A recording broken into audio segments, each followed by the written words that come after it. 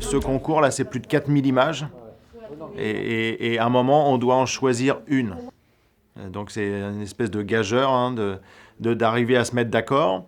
Et puis voilà, il y a des images qui suscitent un véritable coup de cœur. Donc on a fait nos choix catégorie par catégorie, les uns, les autres. Voilà, il y a des images, on a fait des compromis. C'est l'art du compromis aussi. Hein. Et il faut voir que le niveau est absolument extraordinaire. Hein. On a vu des images, on a eu des émotions par rapport à des images, on n'était pas tous d'accord. Mais que ça soit du concours jeunesse jusqu'au au Grand Prix, à chaque fois, il y a eu des waouh.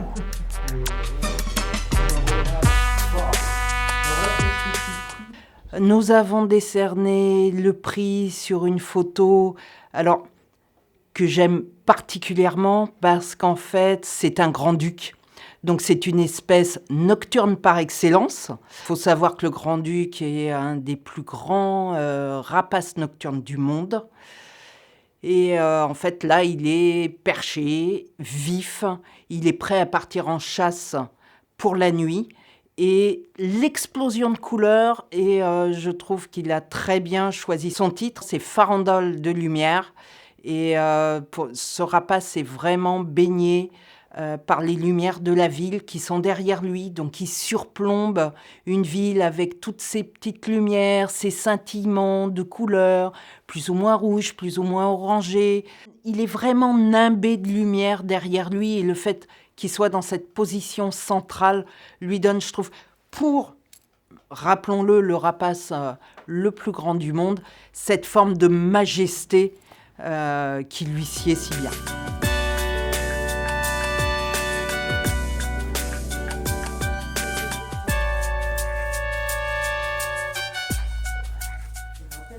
C'est une image qui a été prise en Chine. C'est un oiseau qui est un autour huppé, qui saisit dans ses serres un serpent.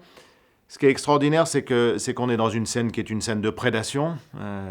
Et on a vraiment une attitude, que ce soit du prédateur ou du prédaté, qui est vraiment extraordinaire. On a ce serpent là qui subit cette prédation avec ses serres qui se serrent autour de son corps et tout ça se fait en vol, donc on est vraiment dans la nature même de ce qu'est un oiseau et on est dans un instantané, c'est-à-dire qu'on a ce nuage de matière, c'est certainement de l'eau, du sable qui entoure et qui nimbe l'oiseau. Et vraiment, on a un dynamisme qui a retenu, je crois, l'unanimité du jury, parce que simplement, voilà, on est vraiment dans ce qu'on appelle, c'est l'essence même de l'action.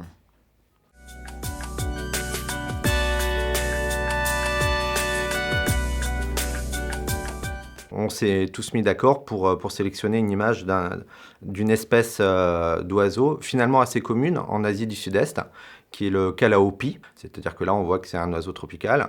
On pourrait le confondre avec un toucan, par exemple, qui vivrait en Amérique du Sud, sauf que là, pas du tout, on est en Asie. Donc ça nous permet aussi d'avoir une certaine réflexion, de savoir déjà identifier l'oiseau en soi, parce qu'on ne le trouve qu'en Asie, hein, au final. Là, on a jugé qu'effectivement, il y a les couleurs, il y a beaucoup de dominance de vert pour les palmiers et les cocotiers. Et d'un autre côté, il y a l'oiseau qui est un peu plus discret sur l'image avec ce bec jaune. Voilà, donc oui, il y a une dominante de couleur, voilà, qui est justement que je trouve assez intéressante. Faire une belle image naturaliste, c'est maintenant devenu difficile car ce n'est plus vraiment à la mode. Et pour cette image-là, moi je trouve que la composition de l'image est simple mais bonne. L'interaction entre le couple des calaos est intéressante et on a une image qui est esthétique, simple et douce à la fois. Et voilà, c'est ce qui a fait sortir un petit peu cette image du lot.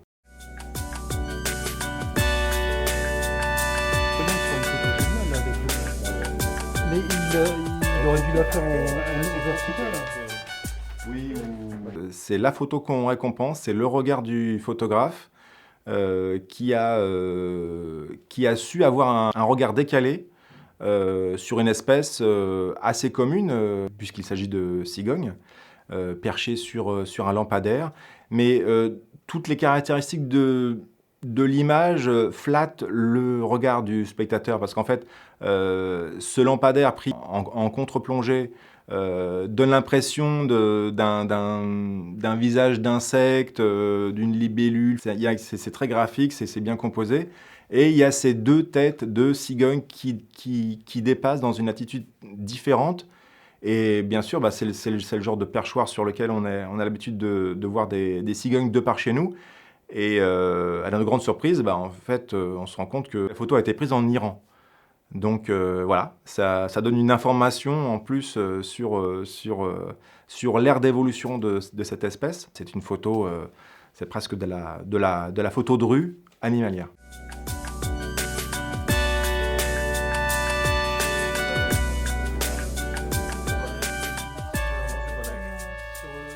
C'est assez étonnant parce qu'on n'a pas tellement décrit cette photo, vraiment elle s'est imposée, quoi. Et donc c'est un coq grand tétras, alors, qui a été pris dans le Trentin, qui est une province du nord-est de l'Italie. Et elle correspond tout à fait à la catégorie portrait. Donc on a un gros plan de la tête de ce coq grand tétras. C'est une atmosphère très sombre et assez mystérieuse. Et en fait, le photographe italien qui a fait cette photo a voulu faire ressortir les caroncules rouges qui sont autour de l'œil du grand tétras. Et c'est une atmosphère très sombre avec cette touche de couleur qui capte tout de suite le regard, l'œil. Alors on peut dire qu'elle nous a un peu tapé dans l'œil, cette photo. Il y a une belle composition, il y a une belle ambiance lumineuse. Elle correspond tout à fait au portrait d'oiseau. Et elle s'est vraiment imposée à nous comme photo lauréate.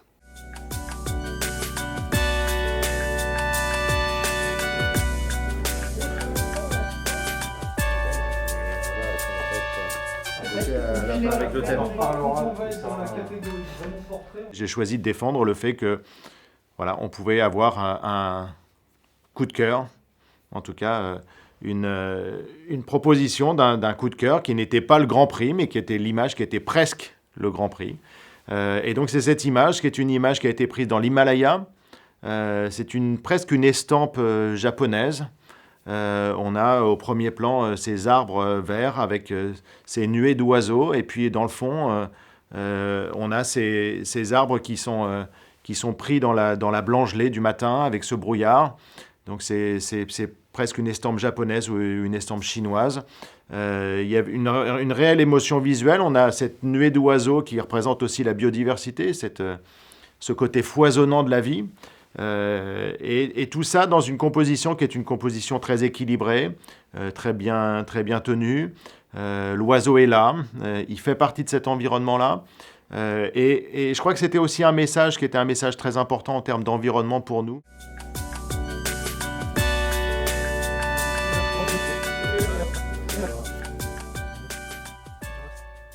On sort un peu du caractère naturaliste et pour aboutir à quelque chose de plus esthétique, même si toutes les photos le sont à leur manière, celle-ci avait vraiment une valeur artistique d'un point de vue graphique. La girafe est juste détaillée dans une partie de son anatomie. Ce qui nous a plu aussi, c'est les taches qui étaient particulièrement fortes. Enfin, le rendu noir et blanc, là, est particulièrement adéquat. Et donc, ça permet aussi de pointer sur l'oiseau qui est présent là. Et de par sa position, donne de la force à toute l'image, en fait. S'il n'y avait pas eu l'oiseau, la photo aurait été plus quelconque. Là, du coup, les deux espèces cohabitent et dressent un tableau caractéristique de la faune de Tanzanie.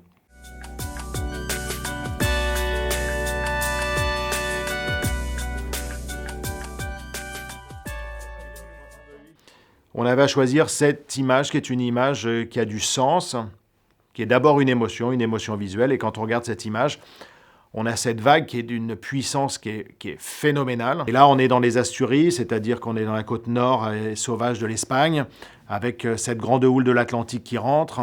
Et en fait, ce qui est extraordinaire, c'est que dans ces éléments qui sont ces éléments déchaînés, on a cet oiseau, qui est une espèce commune, un cormoran, qui est un grand cormoran certainement. Peut-être un cormoran huppé, mais certainement un grand cormoran, et qui vole au ras et qui profite de l'énergie de la vague pour voler. Donc il est en économie d'énergie, il est dans cette espèce de symbiose avec le milieu, avec cette puissance des éléments. Et ce que je trouve extraordinaire dans cette image, c'est la disproportion entre le vivant, qui est quelque chose d'extrêmement fragile, d'extrêmement ténu, qui est une espèce de magie extraordinaire qu'on oublie de regarder bien souvent.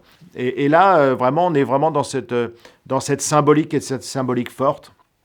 La place de la vie, la place de la biodiversité, la place de ce que nous sommes, puisque nous faisons partie de cette biodiversité, nous ne la regardons pas, nous en faisons partie.